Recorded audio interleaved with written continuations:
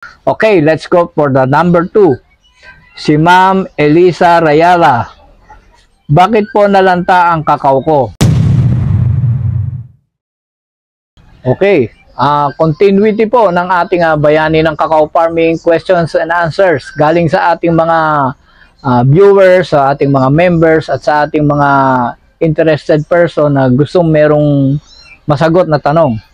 So, magsisimula po tayo sa number 1. This is a part 10 ng question and answer natin, ha?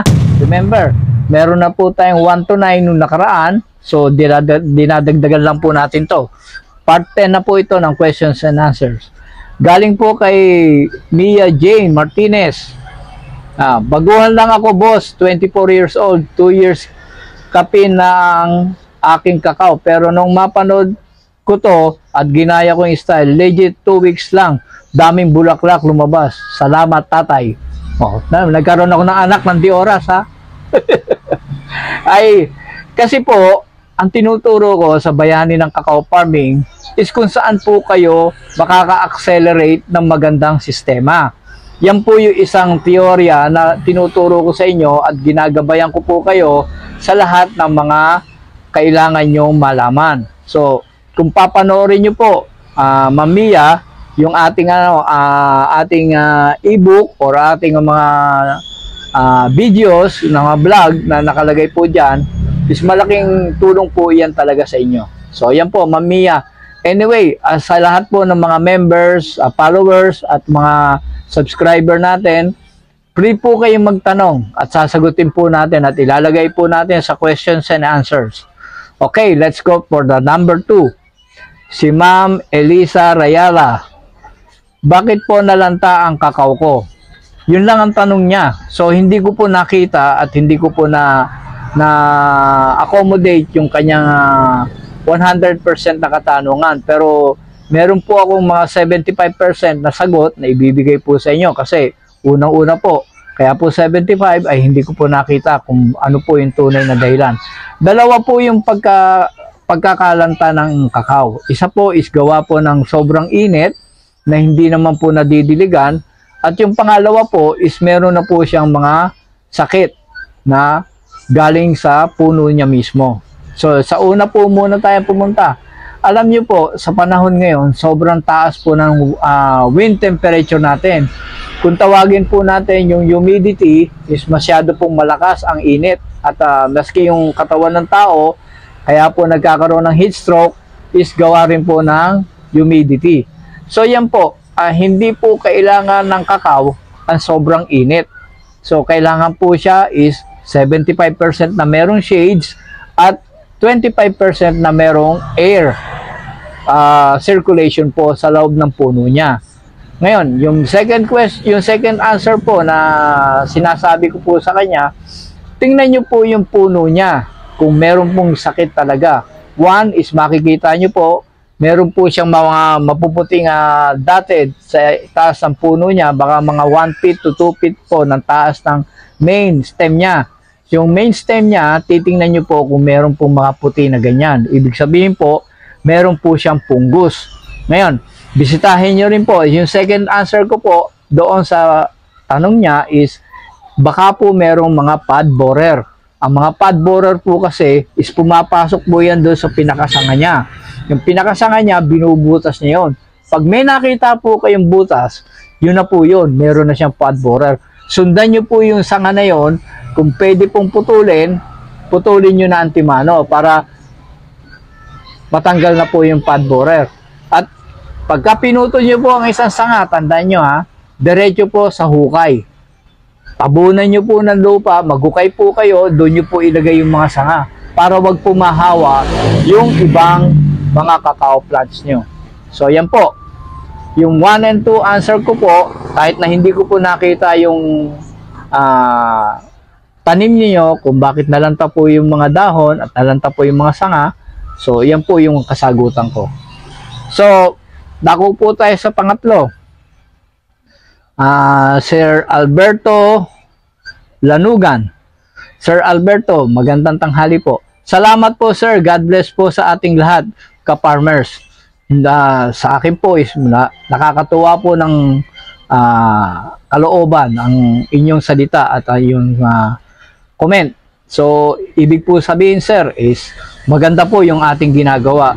So, doon sa mga bashers, welcome po kayo uli.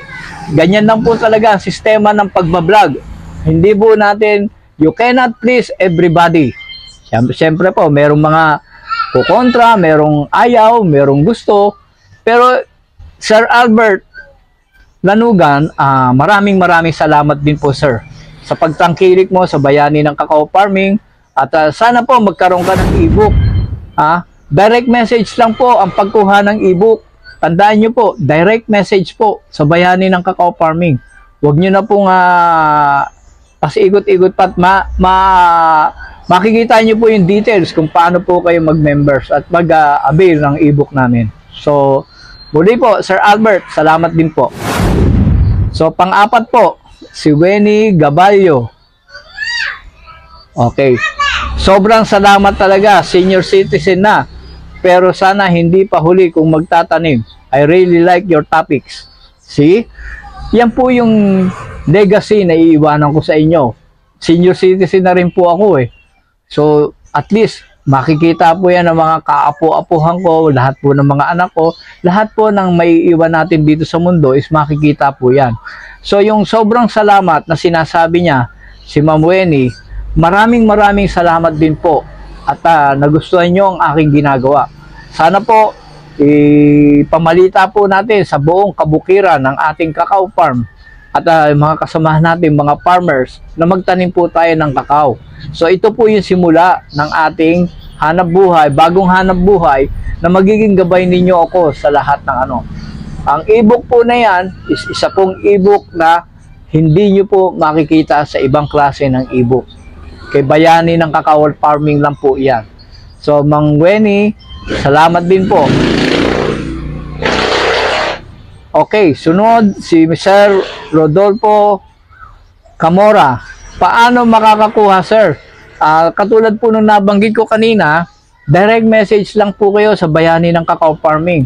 Pagka nakita nyo po yung logo ng bayani ng Cacao Farming, i-click nyo lang po yan. Lalabas na po yung mga details kung ano po yung kailangan yung malaman. So, yan po, Sir Rodolfo, magandang tanghali po. Okay. Sir Alex Casabuena. Okay, bossing, good evening. Saan ikaw sa Tapas? Ang address ko po, ang residential ko po is dito sa poblasyon Tapas, Capiz. Pero ang cacao farm ko po ay nasa San Pedro, Tapas, Capiz. Meron pong arosera doon na malaki. Nasa likod po noon ang 1.8 hectares na cacao farm ko. Meron din po mga sample dyan sa may tabi ng mga karsada along the road. Makikita nyo po yung mga kakao. Pagka nakita nyo po yung mga kakao na yan, yan po yung aking farm. Part na po yan ng mga tanim natin.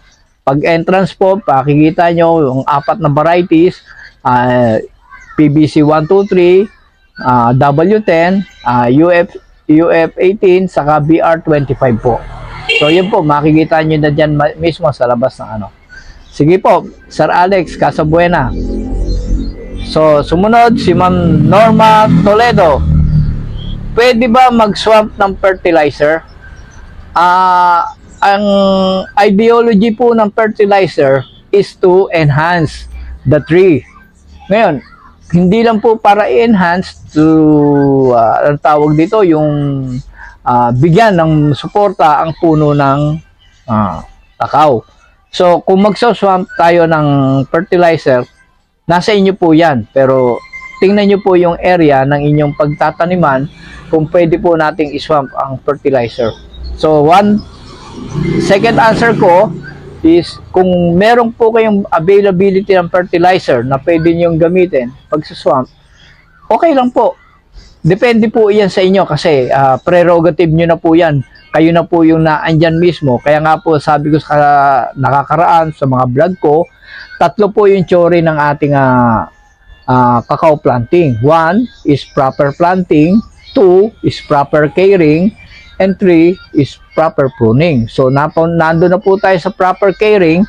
So kayo na po yung prerogative nyo na po yan na gumawa ng ganyan. So pero ang suggestion ko, kung magsuswamp kayo ng fertilizer, tingnan nyo po muna yung visibility ng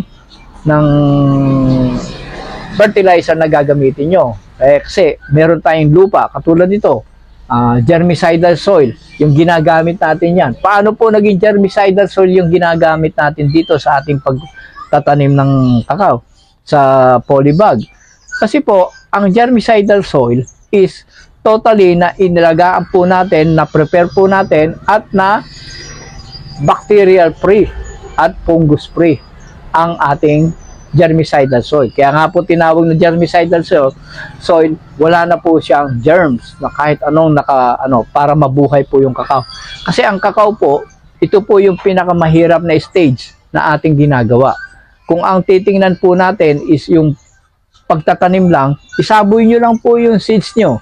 Pag sinaboy nyo po yung seeds nyo dyan sa kasada o sa lupa, tutubo po yan. Pero lalaban po ako sa inyo ng pustahan.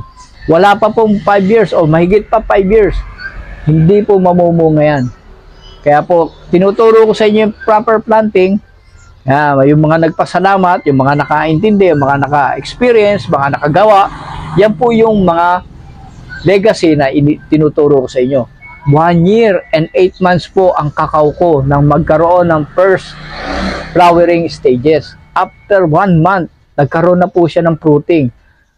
Siguro kung mga thousands of flowers nang lumabas, siguro ko ng mga 10 to 11 na fruits ng kakao. Just imagine wala pang 2 years, nagkaroon na kagad ng fruiting. So ibig sabihin po, proper planting ang sikreto.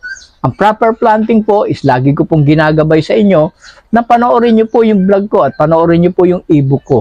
Andito na po tayo sa chapter ng proper planting, kaya po dapat subaybayan nyo po. Kaya yung mga may tanong lang po. Wala naman pong bayad yung sagot at hindi ko naman po kayo sinisingil para magbayad po kayo sa kasagutan ko.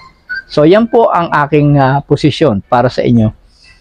So okay na po. Nakapito na po tayong questions and answers. So magwe-wait po pa tayo uli ng mga another set of questions and answers para magkaroon po ng vlog uli ng part 11 ng questions and answers. So muli po, kung gusto nyo mag-avail ng ebook natin, direct message lang po sa Bayani ng Kakao Farming. Click nyo lang po yung logo natin, lalabas na po doon.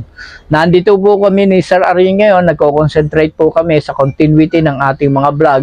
At tulungan nyo rin po ako na mapalaganap natin o masabihan natin yung ibang mga kasama natin na, uy, maganda yung ebook natin. Marami na pong almost 1,000 na po yung nag-avail ng ebook natin. So sa 4,000 na mahigit na 4,800 plus na viewers natin, meron na po nag-avail ng almost 1,000. So maraming salamat po sa inyo. Pag-ibayuhin nyo po at nandito pa po si Bayani ng Kakao Farming.